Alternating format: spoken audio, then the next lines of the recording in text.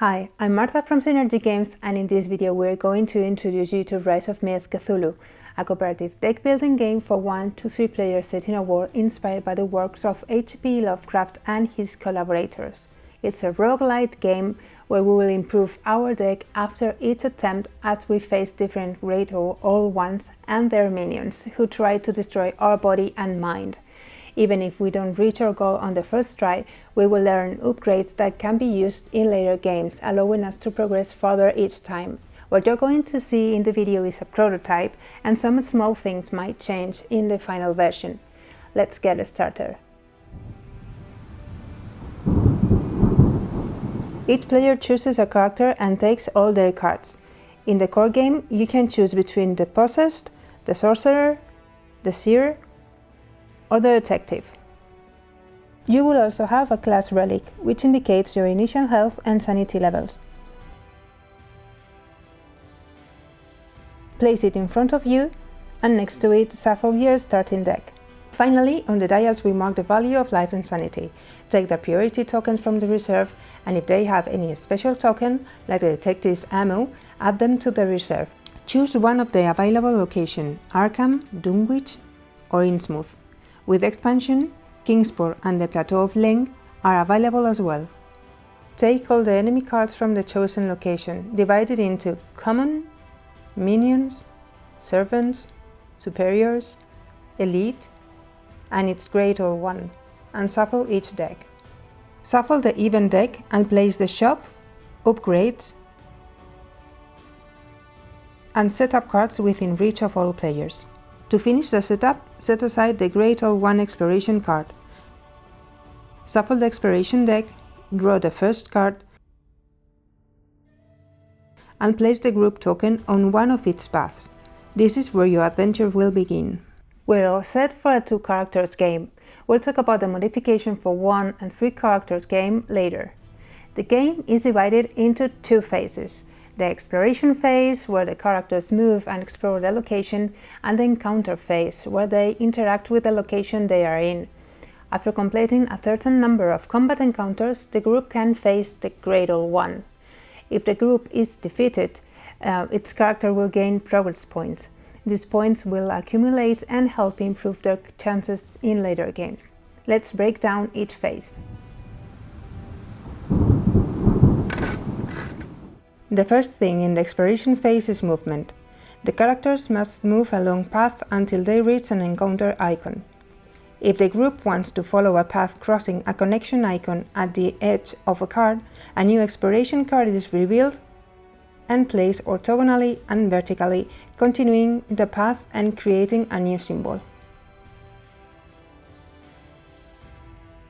As long as the path can be connected, players can add the cards vertically in any way they choose, for example like this or like this. If a player draws a card that cannot be connected, they must continue drawing as many cards as necessary until they are able to place it, losing 1 sanity total after doing so. If at any point there are no more cards available, the characters cannot explore any new cards. During exploration, the characters may pass through combat, event, shop encounters, and of course the Great Old One. At the end of each encounter, the characters place a numbered exploration token.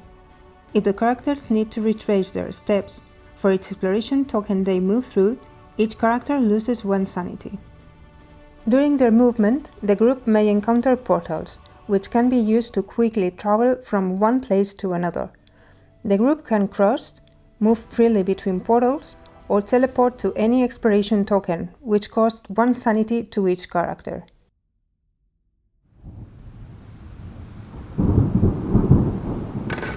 Once the movement phase ends, the encounter phase begins.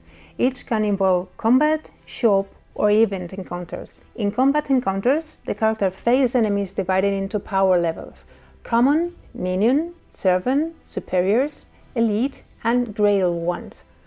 Combat is played in round, and each round has 3 parts: maintenance, player turns, and enemy turns. Let's set it up. Check the combat setup card to know what type and amount of enemies to draw and prepare them according to the upcoming number after the ones already placed. For example, If we are playing a two-character game and there is one encounter token, we will prepare setup E2 with one common enemy and 2 minions. We reveal the cards, place them in a row, and arrange them from highest to lowest based in their initiative, this little number here. If there is a tie, we respect the order in which they were revealed. On the enemy cards we will find their health, protection if any, name and level, initiative, attack target, additional effects, and sequences. Once the combat setup is ready, the maintenance phase begins. Each character draws 6 cards from their deck. If there are enough cards, they shuffle their discard pile and draw until they have 6 cards in hand. The game is fully cooperative and we can share information freely. In fact, it's ideal to create strategies as a group. In the first round, the leader token is given to any character, which indicates the target character of the enemies in case of a tie in their targeting condition. In next round, the token is passed to the character on their left. During the maintenance phase, we mark on the dial the current round. This can trigger certain effects, such as adding more enemies or losing sanity. There are some cards that activate at the start of the round, which must be activated at this moment, such as certain enemy cards. Once the maintenance phase is complete, the character's turn begins, starting with the player who has the leader token. They activate first the effects of the cards marked with "at the beginning of your turn." Characters can alternate their activations, meaning the active player doesn't have to complete all their action before another character takes their turn. To play cards, the character must first gain the energy needed to use them. To do this, they discard cards from their hand to get energy. For example, if they discard this card, they gain 2 energy, which allows them to play this card and apply its effects. In addition to the energy value of the action card, we find its name, type, effects, and rarity. If the card has been used to gain energy, it's placed face up in the play area to easily see all the energy obtained. While the card is considered discarded, it doesn't go to the discard pile until the character's turn is over. In the action card deck, we find attack cards with the energy values in red, defense cards marked in blue, ability cards marked in yellow, and mixed cards in purple. Attack cards, whether melee or with weapons, are used to try to damage an enemy by applying its effects. Unless stated otherwise, they can only be used against one enemy, and only the target will receive its effects. When characters deal damage by overcoming the target's defense with their attack, they remove health tokens. If all of them are removed, the enemy is defeated and discarded, applying any effect specified on its card. Any excess damage cannot be distributed among other enemies, it is lost. Defense cards are used to gain defense tokens, which protect the character when they are attacked. When this happens, the defense tokens are reduced first, and then damage is received.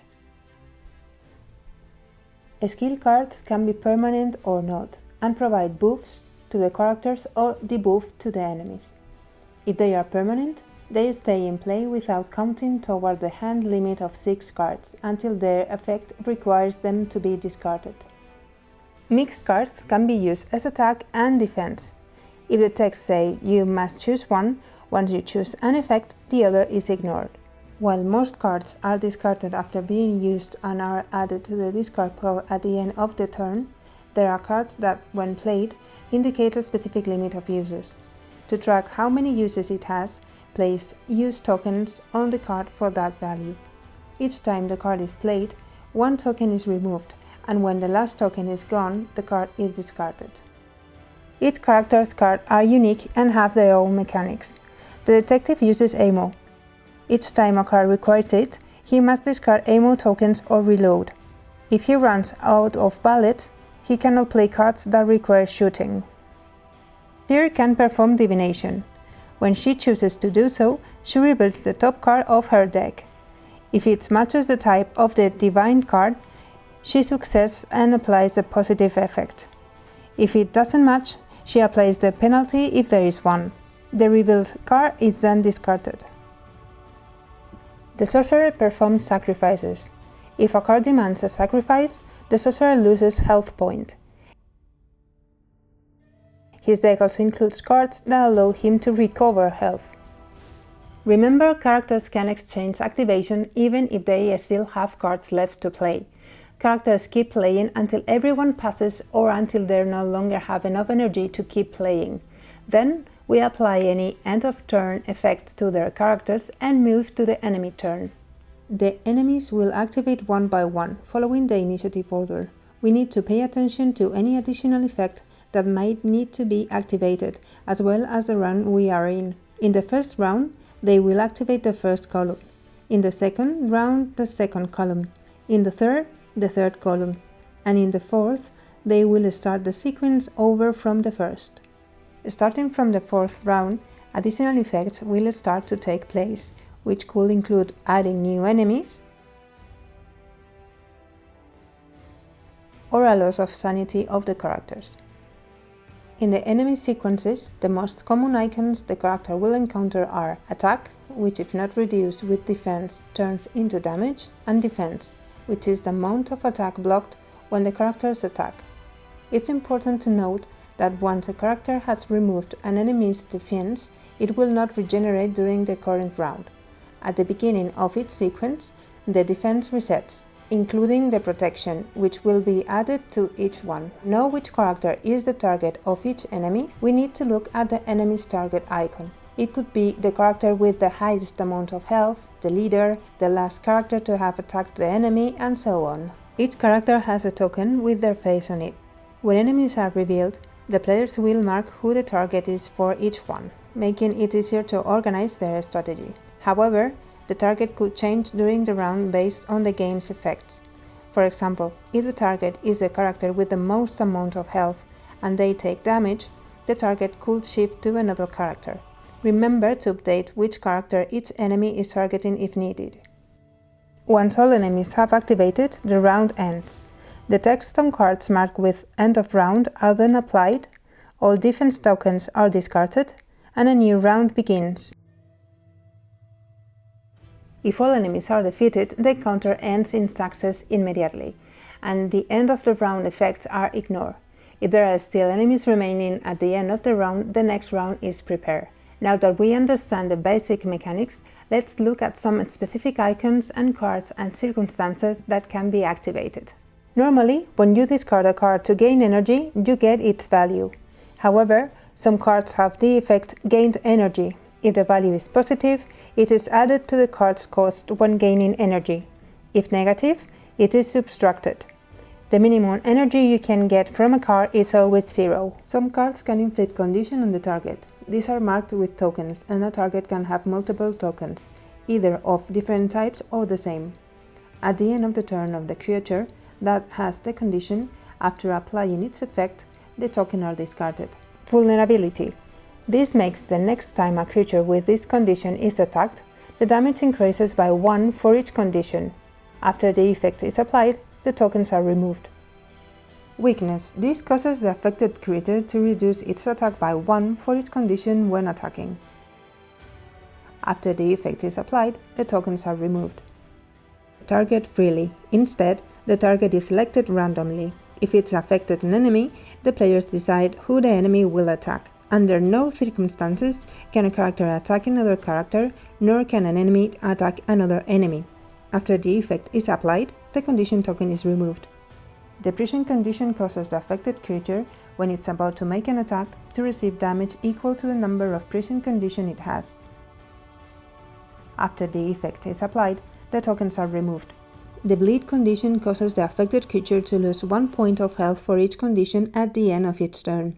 After this effect, the bleed tokens are discarded.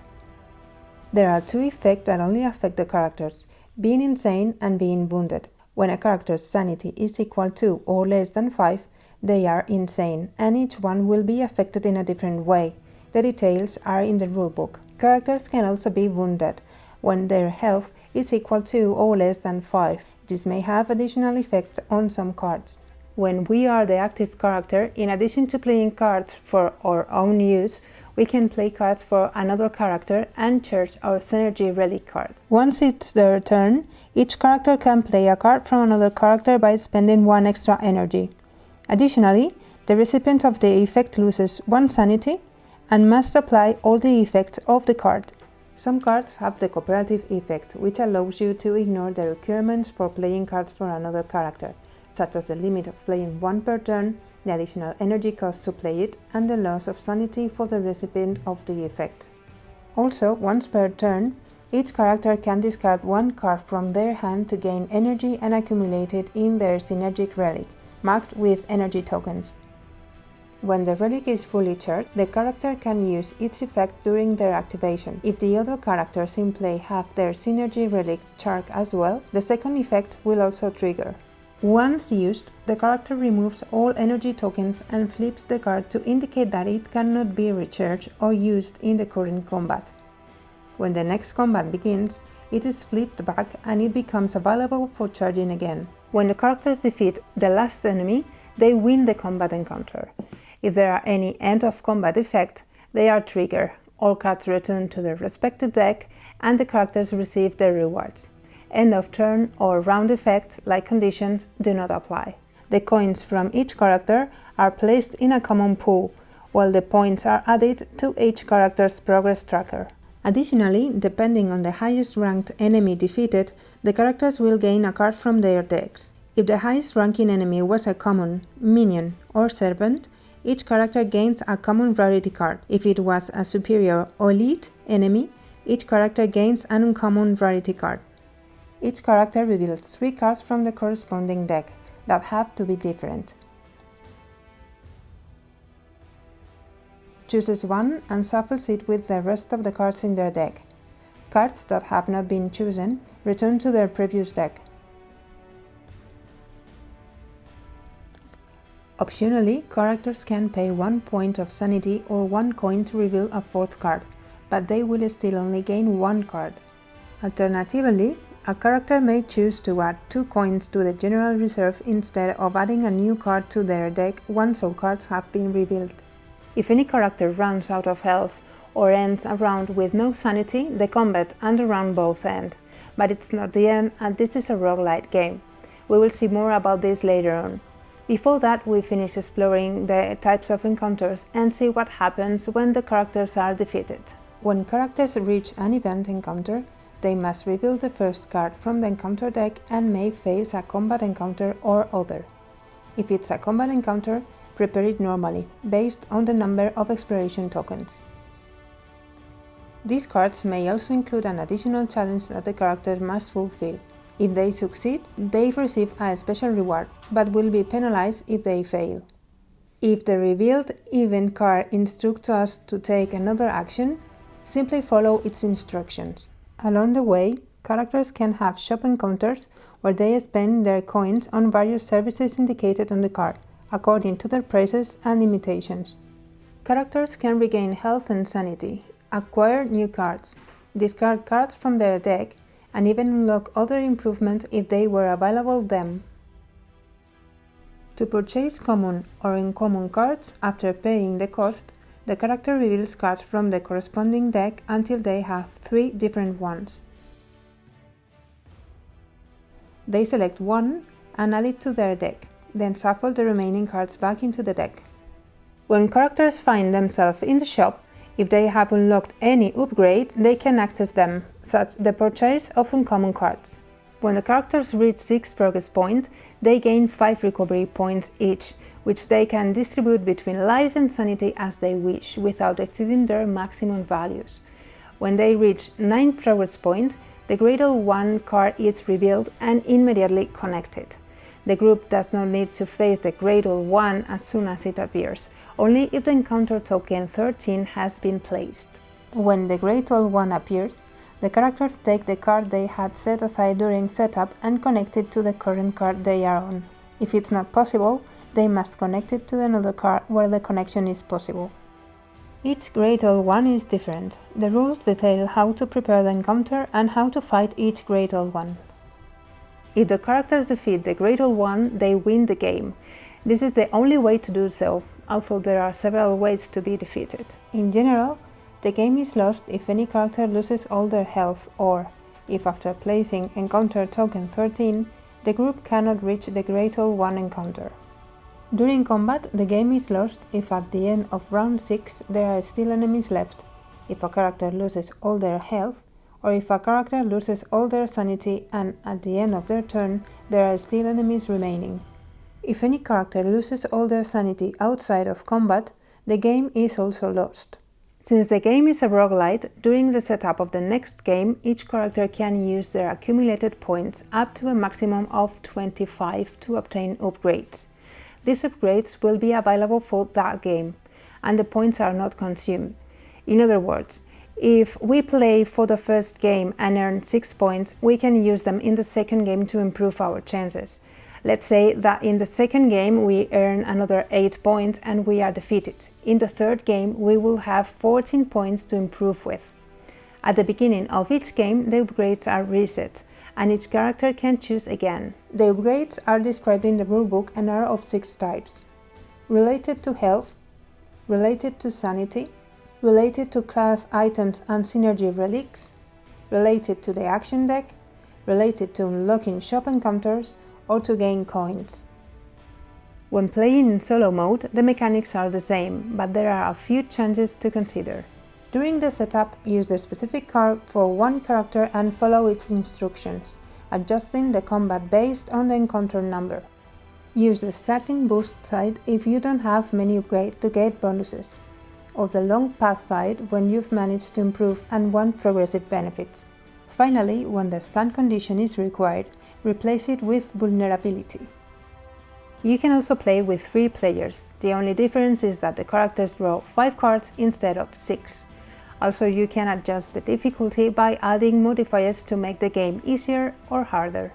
To make it harder, player can draw 1 less card, make enemies immune to the first condition we try to apply, or make them completely immune to all conditions.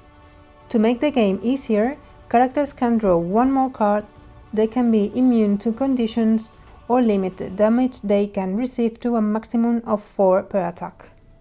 And now you know what you need to face the game. Keep the rulebook handy to consult apps and check the meaning of the icons on the back. Stay tuned to the Game Found page to be the first to hear the latest news about Rise of Myth. We've included the link in the description below. See you in the abyss.